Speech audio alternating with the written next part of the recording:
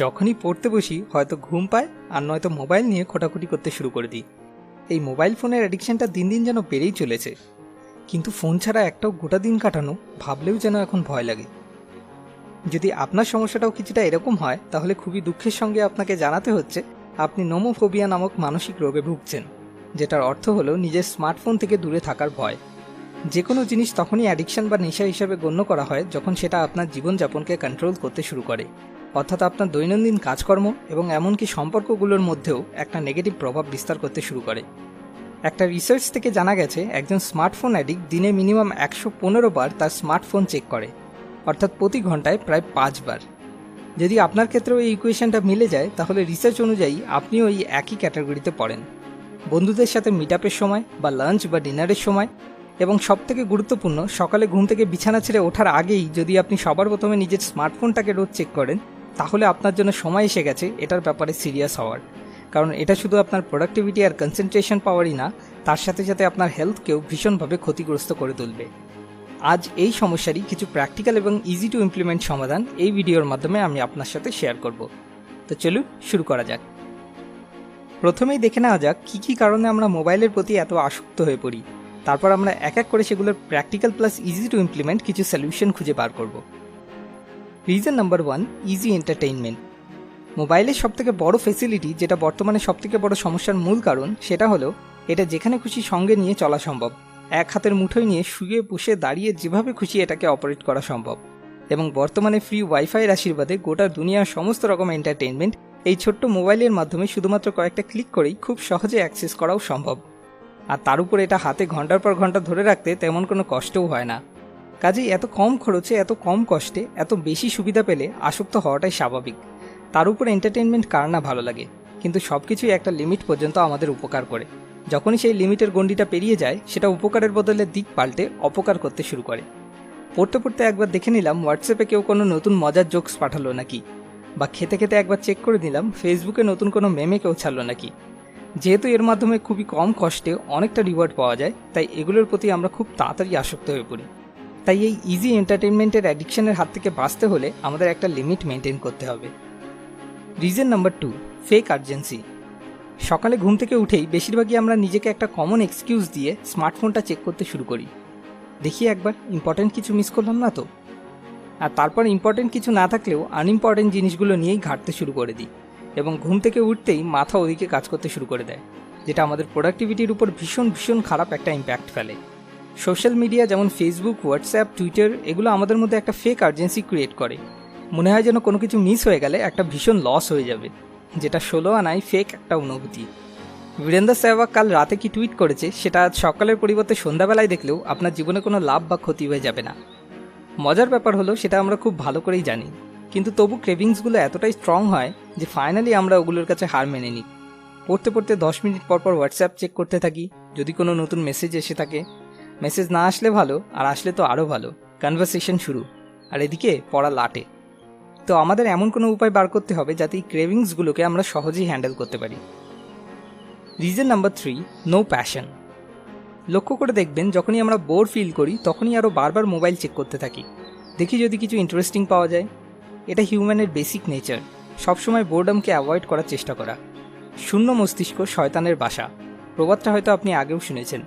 যখন আমরা এরকম কোনো কাজ করি যা আমাদের করতে সত্যি খুব ভালো লাগে এবং যেটা করার পিছনে কোনো একটা বড় রিজন থাকে, তখন মোবাইলের কথা যেন সেই সময়টুকুর জন্য আমরা প্রায় ভুলেই যাই। কিন্তু এখানে সমস্যাটা হলো এরকম কোনো কাজ করার সময়ও যদি মোবাইলটা হাতের পাশেই থাকে তাহলে বারবার মোবাইলে চোখ পড়লে সেটা খোটানোর ইচ্ছা জাগতেই পারে। যে কোনো হ্যাবিটের 3টে পার্ট থাকে: ট্রিগার, রুটিন, রিওয়ার্ড। মোবাইল ফোনের ক্ষেত্রে সেটাকে হাতের পাশে চোখের সামনে দেখাটা বা নোটিফিকেশনের আওয়াজগুলো ট্রিগার হিসাবে, তারপর স্ক্রিনটা আনলক করে হোয়াটসঅ্যাপ, ফেসবুক একবার করে চেক করা রুটিন হিসাবে, এবং সেগুলো থেকে পাওয়া এন্টারটেনমেন্ট রিওয়ার্ড হিসেবে কাজ করে। এই হ্যাবিট সার্কেলটাকে আমাদের ব্রেক করতে হবে। তো চলুন এবার একে একে সলিউশনগুলো দেখে নেওয়া যাক। Solution number 1, no phone zone. Research থেকে জানা গেছে একটা ভালো ঘুম দিয়ে ওঠার পর পরবর্তী মিনিমাম 3 ঘন্টা পর্যন্ত আমাদের উইল পাওয়ার, এনার্জি এবং প্রোডাক্টিভিটি সাধারণত শীর্ষে থাকে। এই সময়টাকে আমাদের প্রপারলি ইউটিলাইজ করা অত্যন্ত দরকার। তার জন্য এই সময়টাকে আমাদের নো ফোন জোন হিসেবে ব্যবহার করতে হবে। সকালে ঘুম থেকে ওঠার পর থেকে পরবর্তী 3 ঘন্টা এবং দুপুরে বা স্কুল, কলেজ বা অফিস থেকে বাড়ি ফেরার পর একটা ছোট্ট ঘুম দিয়ে নিয়ে পরবর্তী 3 ঘন্টা, অর্থাৎ মোট এই ম্যাক্সিমাম 6 ঘন্টা আমাদের জীবনের মোস্ট ইম্পর্ট্যান্ট কাজগুলো করে নিতে হবে। আর এই সময়টা হবে নো ফোন জোন। এই সময়টুকুর জন্য ফোনটাকে নিয়ে চোখের সামনে থেকে দূরে অন্য কোনো পাশের ঘরে বা কোনো ডেস্কের মধ্যে রেখে দিতে হবে, যাতে মোবাইল ফোনটা চোখের সামনে থেকে হ্যাবিট সার্কেলটা অ্যাক্টিভেট না হয়ে যায়। হতে পারে এই সময় কোনো আর্জেন্ট মেল আসলো বা আর্জেন্ট কেউ হোয়াটসঅ্যাপে মেসেজ করলো। সেক্ষেত্রে বলি, প্রথমত মেল যতই আর্জেন্ট হোক না কেন সেটা মাত্র 3 ঘন্টা পর চেক করলে কোনোভাবেই কোনো ক্ষতি হওয়ার সম্ভাবনা নেই। আর যদি কারোর আপনাকে সত্যি ভীষণ আর্জেন্ট দরকার পড়ে, তাহলে সে হোয়াটসঅ্যাপে মেসেজ করে রিপ্লাই না পেলে একটা অন্তত কল করবেই। আর্জেন্সি আসতেই পারে, তাই জন্য আমি ফোন একদম সুইচ অফ করে রেখে দেওয়াটা রিকমেন্ড করি না, কারণ তাতে মন বারবার ওদিকে যেতে থাকে। সাইলেন্ট করারও দরকার নেই, শুধু নেট কানেকশনটা বন্ধ করে নর্মালি শুধু চোখের সামনে থেকে সরিয়ে রাখলেই যথেষ্ট। এতে মন আর বুদ্ধির মধ্যে একটা ব্যালেন্স ক্রিয়েট হবে এবং এন্টারটেইনমেন্ট আমাদের ব্রেনকে রিল্যাক্স করানোর জন্য অত্যন্ত দরকার, কিন্তু সেটা একটা লিমিটে। No phone zone rule follow করলে আপনাকে ম্যাক্সিমাম দিনে মাত্র 6 ঘন্টা কোনোরকম এন্টারটেইনমেন্ট ছাড়া থাকতে হবে। বাকি সময় আপনি চাইলেই একটু আধটু নিজেকে এন্টারটেইনমেন্ট উপহার দিতেই পারেন, এবং নিজেকে এই রিওয়ার্ড দেওয়াটা অবশ্যই অত্যন্ত জরুরি।